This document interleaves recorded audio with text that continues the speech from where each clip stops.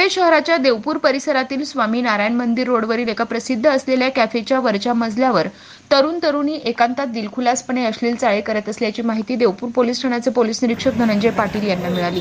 या माहितीच्या आधारे देवपूर पोलीस ठाण्याचे पथक कॅफेवर जाऊन धडकलं।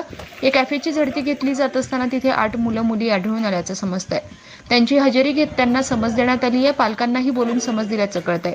या प्रकरणी कॅफे चालकाविरुद्ध कारवाई मात्र होणार आहे। सदरची कारवाई पोलीस अधीक्षक श्रीकांत धिवरे, अप्पर पोलीस अधीक्षक किशोर काळे, सहाय्यक पोलीस अधीक्षक एस ऋषिकेश रेड्डी यांच्या मार्गदर्शनात ही कारवाई करण्यात आली। PSI Sunil Vasave, PSI Talekar, PSI Indave, ASI Milind Sonawane, head constable Pankaj Chavan, police Naik Rahul Gunjal, Lata Patil, Manisha Bangad, Rajendra Hiwarkar, Mohini Mali आदींच्या पथकाने ही कारवाई केली आहे। Tejvarta news network Dhule.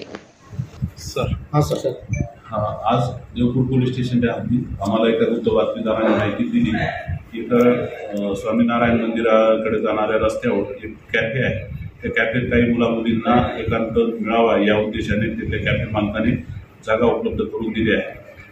त्या अनुषंगाने आम्ही पोलीस अंमलदार अधिकारी यांच्यासह तपासणी केली त्या कॅफेची। तर तिथे 8 मुलं आणि 8 मुली एकांतात मिळाले। त्यांना विचारपूस करण्याकरता पोलीस स्टेशनला आता बोलवलेलं आहे। त्याचबरोबर कॅफे मालकाचा आणि त्याच्या मॅनेजरचा शोध घेत आहोत आणि त्याच्यावर कायदेशीर कारवाई आम्ही करत आहोत। ओके।